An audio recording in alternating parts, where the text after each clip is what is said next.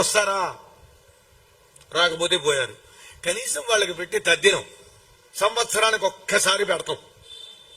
ఒకసారిగా పెట్టేది సంవత్సరం లోపల మాసికాలు పెడతాం.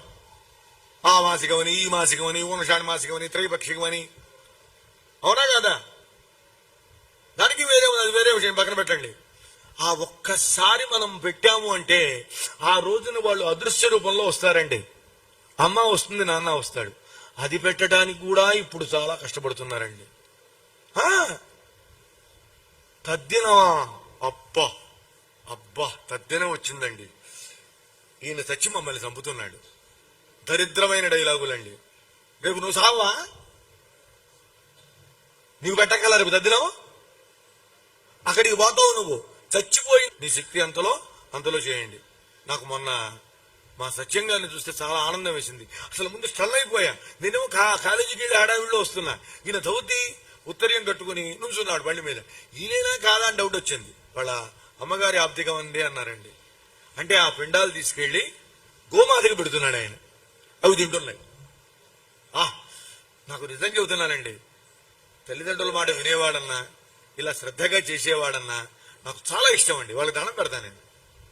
దండం పెట్టాలి. ఆ ధర్మాన్ని మనమే కాపాడుకోవాలండి. ఇంకెవరు కూడా కాపాడరు. అవునా కాదా? అందుకని తండ్రి మాటను బతుకున్నప్పుడు వినాలి. తర్వాత ఆయనకు చేయవలసినవి మనము పోయేంత వరకు చేయాలండి. ఇక్కడ మళ్ళీ దాంట్లో ధర్మసూక్ష్మం ఒకటి చెప్పారండి. తెలిసిన వాడిని కాబట్టి ఇక్కడే చెప్పాలి, ఇంకెక్కడ చెప్పడానికి లేదు. ఒకవేళ నీకు ఏదైనా అనారోగ్యం వచ్చింది,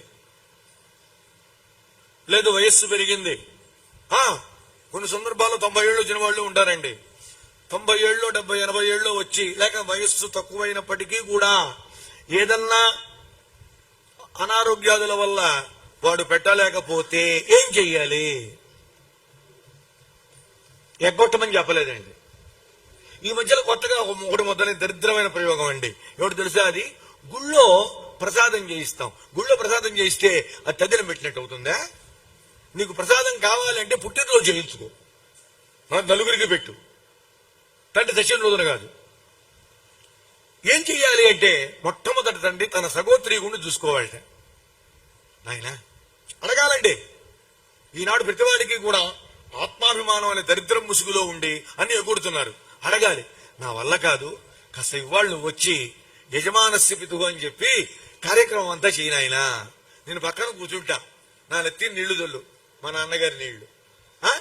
నేనేం మరి ఆహారం తినకపోతే, నేను మందులు వేసుకోకపోతే ప్రమాదం. అందుకని నువ్వు రా నాయన, ప్రార్థించాలి. ఇంకా వాడు వినకపోతే, ఒకళ్ళని మించి ఒకళ్ళు కదండి, నా ఎక్కడ కుదురుతుందని వాడు. అప్పుడు ఇంకెవరినైనా సరే ప్రార్థించి ఈ సంకల్పంలో మార్పు చేసుకుని చెప్పి పెట్టించుకోవాలి. అంతేకాని ఎగ్గొట్టకూడదండి. మన బొందిలో ప్రాణం ఉన్నంత వరకు. ఇంకా మళ్ళీ మాట్లాడితే, ఈ ధర్మము తెలిసిన మహానుభావుడు తన తండ్రి గల కోమాలో ఉంటే, చూస్తున్నానండి, కోమాలో ఉంటే, బతికి ఉంటే ఇంకొకళ్ళ చేత పెట్టించి, తాతయ్య మా నాన్న కోమాలో ఉన్నాడు, నీ అబద్ధిగాన్ని వీళ్ళని బతిమలాడి పెట్టించాను అని దండం పెట్టాల్సిందే. ఇవి తెలిసిన వాడు, ఆచరించిన వాడు మహానుభావుడైనటువంటి రాముడు. రాముడి కథలు చెప్పుకునేటప్పుడు, రాముని చరిత్ర చెప్పుకునేటప్పుడు మనం ఎలా ఉండాలి, ఎలా ఉన్నామన్న విషయం అర్థమవుతుందండి. నేను చాలా చోట్ల చూశానండి.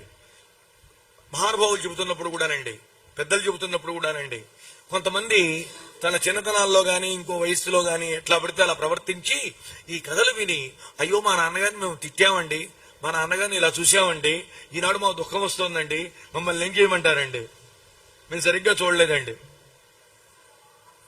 ఒకళ్ళ దాకా వద్దండి, నా వరకు నాకు బాధ అండి.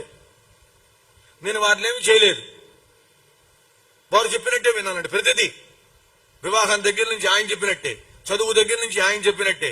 ఒరే నాయన, నువ్వు ఈ పని చెయ్యొద్దురా, నీవు ఈ పని మానేస్తే వీరికి ఉపయోగం, మానేసేవాడిని.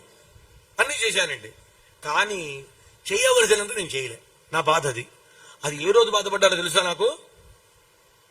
ఇక్కడ పద్మపురాణం చెబుతూ ఉండగా చాలా దుఃఖం కలిగిందండి నాకు. ఎందుకంటే తీర్థయాత్రలు, ఎవరికి తీర్థయాత్రలు?